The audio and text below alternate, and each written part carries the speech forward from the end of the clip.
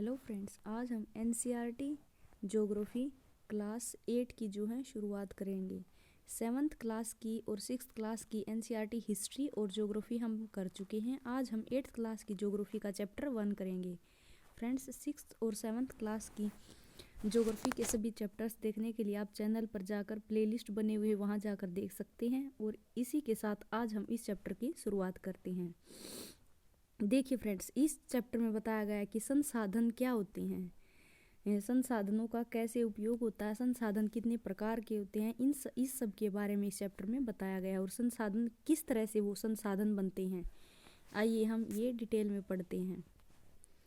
देखिए, आप अपने घर और अपनी कक्षा में उपयोग किए जाने वाले किन्हीं 5 संसाधनों की सूची बनाए। देखिए फ्रेंड्स, घर में उपयोग होने जैसे एक पेन है, पेन भी जो एक संसाधन है, या फिर एक कॉपी है जिसका उपयोग आप नोट्स बनाने के लिए करते हैं, वो भी एक संसाधन। हर वो वस्तु जो किसी न किसी रूप से उपयोगी होती है, हमारी आवश्यकताओं की पूर्ति करती है, वो वस्तु जो है संसाधन कहलाती है। देखिए अब हम इसमें पढ़ते हैं। मोना और राजू अपना घर साफ। एक मिनट, थोड़ा मैं आपको ये अक्सर बड़े करके दिखा देती हूँ।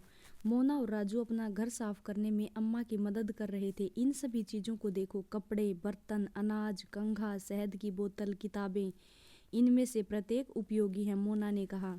इसलिए ये महत्वपूर्ण है, अम्मा ने कहा। ये संसाधन है, यानी कि जो किसी भी रूप में उपयोग में आती है वो संसाधन कहलाती है। संसाधन क्या है, अम्मा से राजू ने प्रश्न पूछा। अम्मा ने बताया, प्रत्येक वस्तु जिसका उपयोग आवश्यकताओं को पूरा करने के लिए किया जा सकता है वह संसाधन है।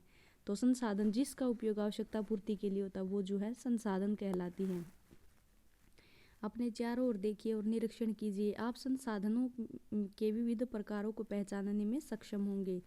आप प्यास लगने पर जो जल पीते हैं, आप अपने घर में जिस विद्युत का उपयोग करते हैं, स्कूल से घर पहुंचने के लिए उपयोग किया गया रिक्शा, पाठ्य पुस्तक जिसका उपयोग आप अध्ययन के लिए करते हैं, ये सभी जो है संसाधन हैं। आपके पिता ने आपके लिए नाश्ता तैयार किया, उन्होंने जिन ताज़ी सब्जियों का उपयोग किया वे भी एक संसाधन है। जल, विद्युत, रिक्शा, सब्जियां और पाठ्य पुस्तक सभी में कुछ एक जैसा क्या है, उनमें से सभी वस्तुओं का उपयोग आपके द्वारा किया गया, इसलिए वे उपयोगी हैं। एक वस्तु अथवा पदार्थ की उपयोगिता अथवा प्रयोज्यता उसे एक संसाधन बनाती है।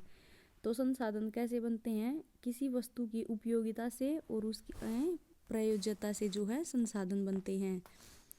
राजू अब जानना चाहता था कि कोई भी वस्तु संसाधन कैसे बनती है। अम्मा ने बच्चों को बताया, वस्तुएं उस समय संसाधन बनती हैं जब उनका कोई मूल्य होता है। इसका प्रयोग अथवा उपयोगिता इसे मूल्य प्रदान करता है। तो उसको मूल्य कौन प्रदान करता है, किसी वस्तु का प्रयोग और उसकी उपयोगिता जो है उसे मूल्य प्रदान करती है। सभी संसाधन मूल्यवान होते हैं, अम्मा ने कहा। तो देखिए, मूल्य का अर्थ महत्व होता है। कुछ संसाधनों का आर्थिक मूल्य होता है जबकि कुछ संसाधनों का आर्थिक मूल्य नहीं होता है। उदाहरणार्थ, धातुओं का आर्थिक मूल्य होता है लेकिन एक मनोरम भूदृश्य का आर्थिक मूल्य नहीं होता है, परंतु ये दोनों संसाधन महत्वपूर्ण और मनुष्य की आवश्यकताओं को पूरा करते हैं। कुछ संसाधन समय के साथ आर्थिक रूप से मूल्यवान हो सकते हैं, यानी कि एक समय पर वो चीज़ मूल्यवान हो सकती है और एक समय पर वही वस्तु जो है मूल्यवान नहीं हो सकती है। आपकी दादी के घरेलू नुस्खों का आज कोई वाणिज्यिक मूल्य नहीं, यानी कि जो दादी के घरेलू नुस्खे होते हैं उनका कोई वाणिज्यिक मूल्य नहीं है, लेकिन यदि वे पेटेंट करने के उपरांत मेडिकल फर्म द्वारा बेचे जाते तब वे आर्थिक रूप से मूल्यवान होते। तो फ्रेंड्स, पेटेंट क्या होता है, पेटेंट होता है एक व्यक्ति का उस चीज़ पर अधिकार जो है पेटेंट होता है। देखिए मैं आपको ये यहाँ पे दिया गया बताती हूँ। पेटेंट, इसका तात्पर्य किसी विचार अथवा आविष्कार पर एकमात्र अधिकार से, यानी कि सिर्फ एक व्यक्ति का ही उस विचार पर या उस आविष्कार पर जो है अधिकार होता है और अन्य कोई इसका प्रयोग नहीं कर सकता। और यदि कोई उसका प्रयोग करता है तो उसे उस अधिकार वाले व्यक्ति को कुछ पे करना पड़ता है, यानी कि उसका अधिकार होता है, उसी को हम पेटेंट कहते हैं। अब देखिए प्रौद्योगिकी, प्रौद्योगिकी क्या होती है, एक मिनट। किसी कौशल करने अथवा वस्तु बनाने में नवीनतम ज्ञान का अनुप्रयोग प्रौद्योगिकी है, यानी कि कोई भी नई वस्तु का निर्माण करना वो जो है प्रौद्योगिकी कहलाती है।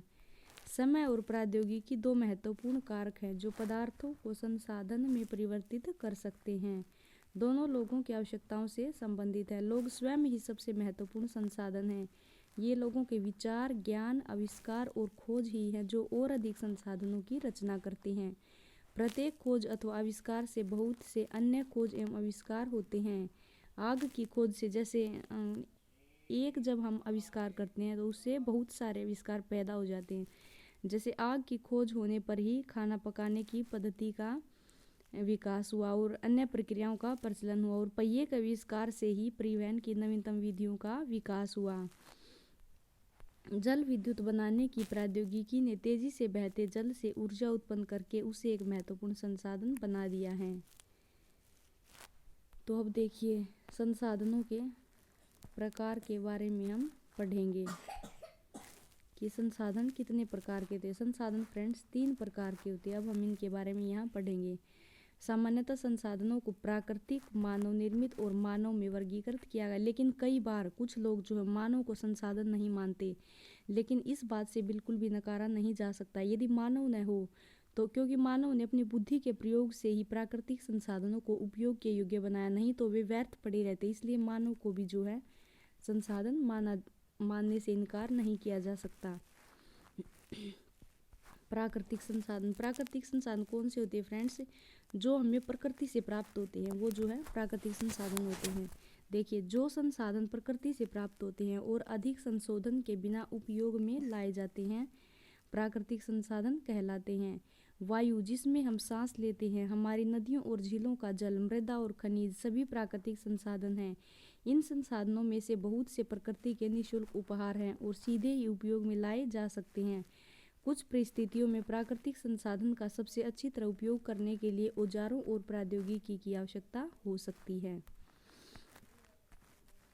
प्राकृतिक संसाधनों को विस्तृत रूप से नवीनीकरणीय और अनवीनीकरणीय जिनका दोबारा से नवीनीकरण किया जा सकता है, दोबारा से जो बनाए जा सकते हैं वो होते हैं नवीनीकरणीय, और अनवीनीकरणीय वो होते हैं जिन्हें दोबारा से नहीं बनाया जा सकता एक बार खत्म होने के बाद।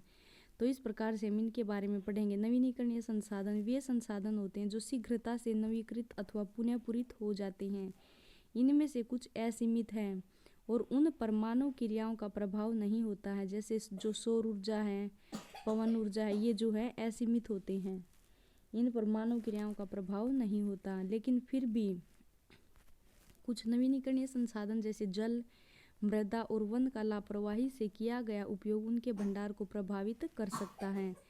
जल असीमित नवीनीकरणीय संसाधन प्रतीत होता है, फिर भी जल की कमी और प्राकृतिक जल स्रोतों का सूखना आज विश्व के बहुत बड़े भागों में एक बड़ी समस्या है।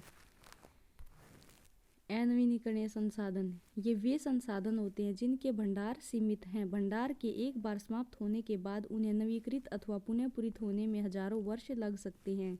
यह अवधि मानव जीवन की अवधि से बहुत अधिक है, यानी कि इनको हजारों लाखों साल जो है लग जाते दोबारा बनने में। इस प्रकार से संसाधन अनवीनीकरणीय कहलाते हैं। जैसे कोयला है, पेट्रोलियम है, प्राकृतिक गैस है, इसके कुछ उदाहरण हैं। प्राकृतिक संसाधनों का वितरण भूभाग, जलवायु, ऊंचाई जैसे अनेक भौतिक कारकों पर निर्भर करता है।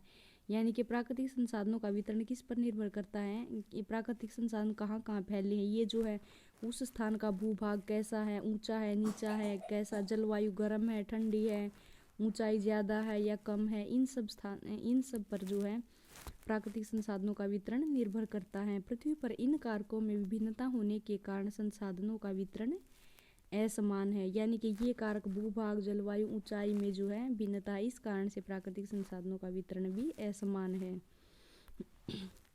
संसाधन का भंडार यह उपयोग के लिए संसाधन की उपलब्ध मात्रा है।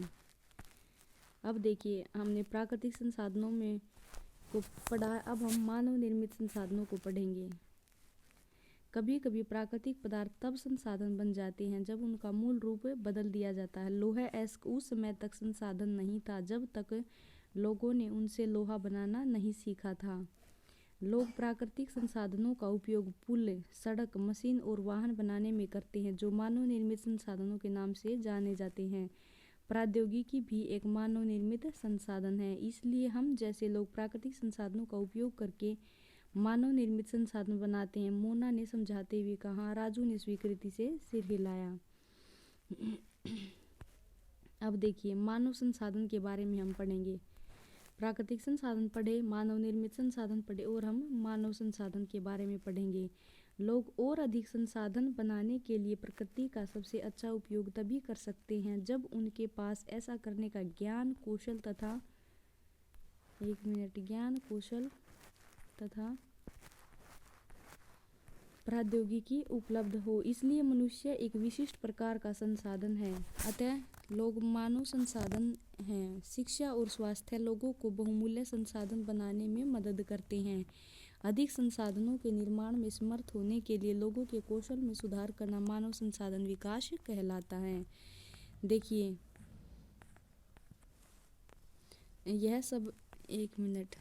यह सब ज्ञान, शिक्षा और कौशल के कारण संभव हुआ कि हम इसका समाधान निकाल पाए। देखिए, ये सब मिलजुल कर जो है बातें कर रहे हैं और किसी एक समस्या का समाधान निकाल रहे हैं।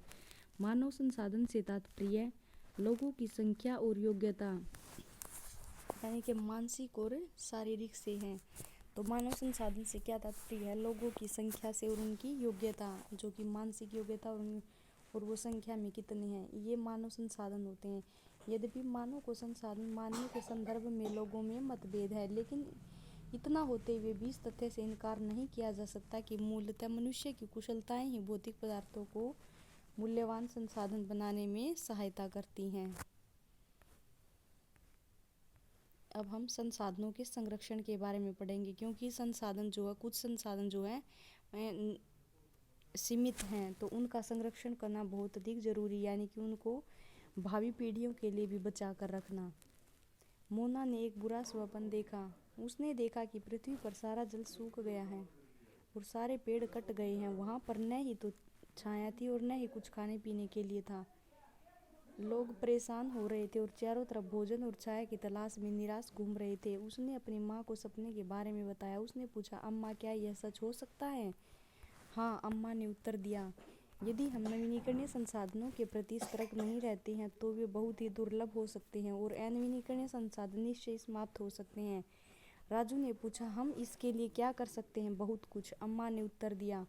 आप अपने दोस्तों से बात क्यों नहीं करते? संसाधनों का सतर्कतापूर्वक उपयोग करना और उन्हें नवीनीकरण के लिए समय देना संसाधन संरक्षण कहलाता है। संसाधनों का उपयोग करने की आवश्यकता तथा भविष्य के लिए उनके संरक्षण में संतुलन बनाए रखना सतत पोषणीय विकास कहलाता। तो सतत पोषणीय विकास फ्रेंड्स क्या होता है?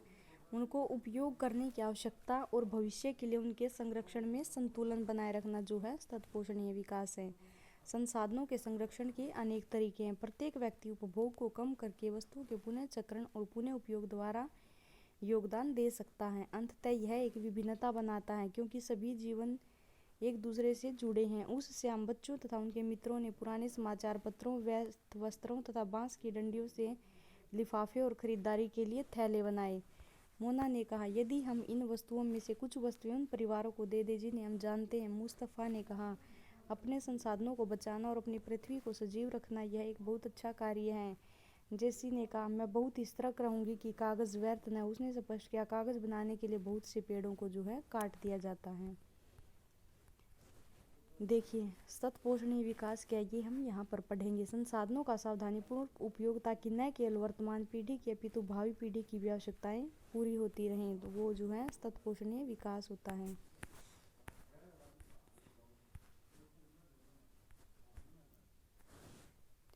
मैं ध्यान रखूंगा कि मेरे घर में विद्युत व्यर्थ न हो। मुस्तफ़ा ने जोर से कहा, विद्युत जल और कोयले से मिलती है। मैं विश्वास दिलाती हूँ कि घर में जल बेकार नहीं होगा। जल की एक एक बूंद मूल्यवान है। आशा ने कहा। बच्चों ने कहा, हम सब मिलकर अंतर ला सकते हैं। यह कुछ कार्य मोना, राजू और उनके मित्रों ने किए हैं। आपके क्या विचार? आप संसाधन संरक्षण में कैसे मदद करने जा रहे हैं? हमारी पृथ्वी और इस पर निवास करने वाले लोगों का भविष्य पेड़ पौधों और परितंत्र की सुरक्षा और संरक्षण से जुड़ा है। अब यह सुनिश्चित करना हमारा कर्तव्य हो जाता है। सभी नवीनीकरणीय संसाधनों के उपयोग सतत पोषणीय है। पृथ्वी पर जीवन की विविधता संरक्षित की जाए। प्राकृतिक पर्यावरणीय तंत्र की हानि कम से कम की जाए। देखिए, सतत पोषणीय विकास के कुछ सिद्धांत। जीवन के सभी रूपों का आदर और देखभाल, मानव जीवन की गुणवत्ता को बढ़ाना, पृथ्वी की जीवन शक्ति और विविधता का संरक्षण करना, प्राकृतिक संसाधनों के ह्रास को कम से कम करना, पर्यावरण के प्रति व्यक्तिगत व्यवहार और अभ्यास में परिवर्तन, समुदायों को अपने पर्यावरण की देखभाल करने योग्य बनाना। तो फ्रेंड्स देखिए, अब हम इनके कुछ क्वेश्चन भी देख लेते हैं। पृथ्वी पर संसाधन असमान रूप से क्यों वितरित है? क्योंकि पृथ्वी का भूभाग, जलवायु, तापमान अलग अलग होने के कारण जो है संसाधन असमान रूप से वितरित है। संसाधन संरक्षण क्या है? संसाधनों की देखभाल करना ही संसाधन संरक्षण है, ताकि भविष्य में आने वाली पीढ़ी के काम आ सकें। मानव संसाधन महत्वपूर्ण क्यों? क्योंकि मानव ही अपनी बुद्धि के प्रयोग से प्राकृतिक संसाधनों को उपयोग के योग्य बनाता है, इसीलिए मानव संसाधन महत्वपूर्ण है। सतत पोषणीय विकास क्या है? संसाधनों का संरक्षण करना और भावी पीढ़ियों के लिए बचा कर रखना सतत पोषणीय विकास है। इनमें से कौन संसाधन को निर्धारित नहीं करता है? संसाधन को जो उसकी उपयोगिता निर्धारित करती है, उसका मूल्य निर्धारित करता है, उसकी मात्रा जो है संसाधन को निर्धारित नहीं करती है। कौन सा मानव निर्मित संसाधन है? कैंसर उपचार की औषधियाँ। अनवीनीकरणीय संसाधन जो है सीमित भंडार वाले होते हैं। तो ये था फ्रेंड्स हमारा आज का चैप्टर। नेक्स्ट चैप्टर जो है हम नेक्स्ट वीडियो में लेके आएंगे। धन्यवाद फ्रेंड्स।